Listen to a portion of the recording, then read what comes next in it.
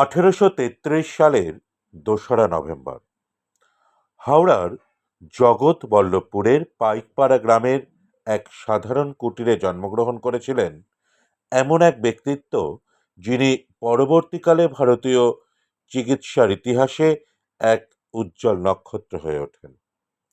তিনি আর কেউ নন, স্বয়ং ডাক্তার মহেন্দ্রলাল সরকার, যিনি ছিলেন যুগাবতার শ্রী রামকৃষ্ণ পরমহংসদেবের প্রধান চিকিৎসক।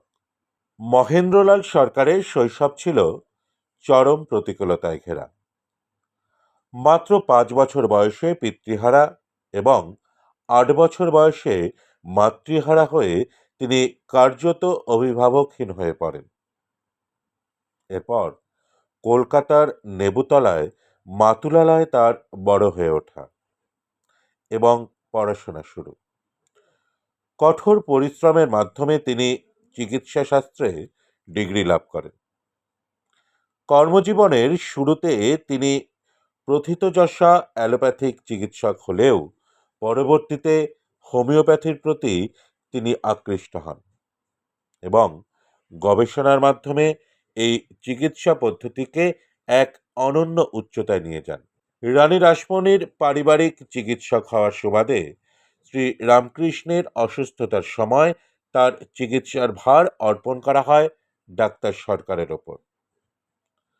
1885 সালে ঠাকুরের গলায় ক্যান্সারের সময় তিনি কেবল তার চিকিৎসকই ছিলেন না, হয়ে উঠেছিলেন এক পরম অনুরাগী ও বন্ধু। পরবর্তীকালে তিনি শ্রী মা সারদা দেবীরও চিকিৎসা করেছিলেন।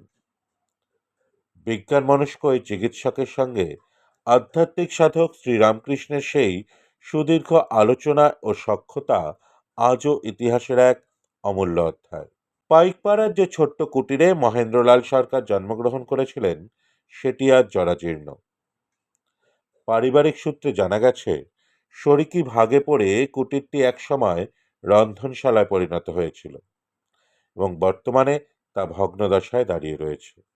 তবে তার স্মৃতিকে অমলিন রাখতে জগৎবল্লভপুরবাসীর উদ্যোগ প্রশংসনীয়। স্থানীয় বাসিন্দাদের দীর্ঘদিনের অনুরোধে দক্ষিণ পূর্ব রেলের হাওড়া আমতা শাখার একটি স্টেশনের নাম রাখা হয়েছে মহেন্দ্রলাল নগর। এলাকার একটি গুরুত্বপূর্ণ রাস্তার নামকরণ করা হয়েছে তার স্মৃতিতে। গ্রামবাসীদের কথায় মহেন্দ্রলাল সরকার কেবল এই গ্রামের কৃতি সন্তান নন, তিনি শ্রী রামকৃষ্ণ সেবায় নিজেকে নিয়োজিত করে এই জনপদকে ধন্য করেছেন। আগামী প্রজন্ম যাতে এই মহৎ চিকিৎসকের অবদানের কথা ভুলে না যায়, সেই উদ্দেশ্যেই এই নামকরণের উদ্যোগ নেওয়া হয়েছে। ছোটবেলায় দারিদ্রতার চাপে মার সঙ্গে এখান থেকে চলে গেছিলেন বউবাজার, ওনার মামার বাড়িতে। ওখানে থেকেই উনি বড় হয়েছেন, পড়াশোনা করেছেন। মামারা বুঝতে পেরেছেন যে এর মধ্যে প্রতিভা আছে, ওনারা খুব করেছেন, সাহায্য করেছেন। ওইভাবে উনি বড় হয়েছে। প্রথমেই উনি অ্যালোপ্যাথিক চিকিৎসা খুব রত ছিলেন, তারপর আস্তে আস্তে উনি আবার হোমিওপ্যাথিকে চলে এসেছিলেন। ওইভাবেই উনি রামকৃষ্ণ দেবের চিকিৎসা করেছিলেন, বা ওনার নামে যাদবপুর কাল্টিভেশনে এখনো আছে। আচ্ছা, এই যে রামকৃষ্ণ পরমহংসদেবের উনি চিকিৎসা করেছিলেন, তখনের কথা কিছু বাড়ির তরফ থেকে কিছু শুনেছেন কিছু? তখন এসে কি গল্প করতো, বা তিনি এখানেও কি তখন না না আসতেন? না না না এখানে উনি আসতেন না, এখানে উনি আসতেন না। আচ্ছা, এখানে এই জন্মাবার পর উনি যে হ্যাঁ, কিছুদিন থাকার পর উনি চলে গেছিলেন। আচ্ছা, তারপরেও কি কোনোদিন এক সময় এসেছিল, মানে একটু বয়সকালে বা কোনো রকম ভাবে? এটা সেই শুনেছেন? কথা শ্বশুর মশাইদের মুখে কিছু শুনিনি। আচ্ছা, যোগাযোগ ছিল? হ্যাঁ, মোটামুটি যোগাযোগ ছিল, তারপর মাঝখানে একদমই যোগাযোগ বিচ্ছিন্ন হয়ে গেছিল। আবার তারপরে আস্তে আস্তে যোগাযোগ। আচ্ছা, এই যে রামকৃষ্ণ পরমহংসদেবের চিকিৎসার একটা জনপ্রিয় যে বিষয়, সেক্ষেত্রে মানে স্টেশন হয়ে কি কি গড়ে তোলা হয়েছে? এই তো এখানে এই গ্রামীণ কল্যাণ কেন্দ্র হয়েছে। এই রাস্তাঘাটও ওনার এর নামাঙ্কিতই হয়েছে। তারপর এখানে স্টেশন হয়েছে আচ্ছা, ওনার নামে। ওনার নামে। এটা আপনি তার বাড়ির সদস্য হিসেবে কতটা গর্ব অনুভব করেন? প্রচুর গর্ব অনুভব করি আমি। আমি নিজেকে ধন্যা মনে করি যে ওনার ফ্যামিলিতে যে আপনি ওনার ফ্যামিলিতে আমি আসতে পেরেছি। ঠাকুরের তিনি একরকম সেবা করেছেন, হ্যাঁ, চিকিৎসা হ্যাঁ, হ্যাঁ, করেছেন। একদম, একদম, একদম। সেই মানে জায়গাটা তো থাকবেই, জায়গা তো অক্ষয়। কিন্তু সেই ঘরটা আর নেই। সেই ঘর কি করে থাকবে? তখন তো পাতার ছাওয়া ছিল। এখন তো আজ থেকে বেশ কয়েক বছর আমরা এগিয়ে এসেছি। বর্তমানে আমাদের এখন রন্ধনশালা হিসেবে আমরা ব্যবহার করছি। উনি যেখানে জন্মগ্রহণ করেছেন, হ্যাঁ, হ্যাঁ, হ্যাঁ, হ্যাঁ। এখন রন্ধনশালা। আমাদের সুবিধার্থে, আমাদের ব্যবহারের জন্য। কারণ আমার শ্বশুরমশাইরা ৫ কর্তা ছিলেন। আমরা ১ কর্তার ফ্যামিলি।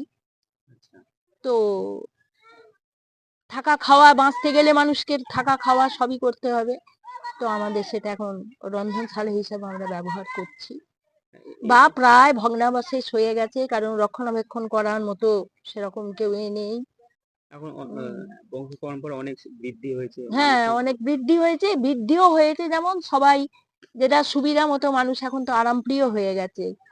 সবাই বেরিয়ে অনেকেই চলে গেছে, বা আমরাই। কলকাতা টলকাতা চলে গেছে, হ্যাঁ, বিদেশে হ্যাঁ, চলে হ্যাঁ। গেছে।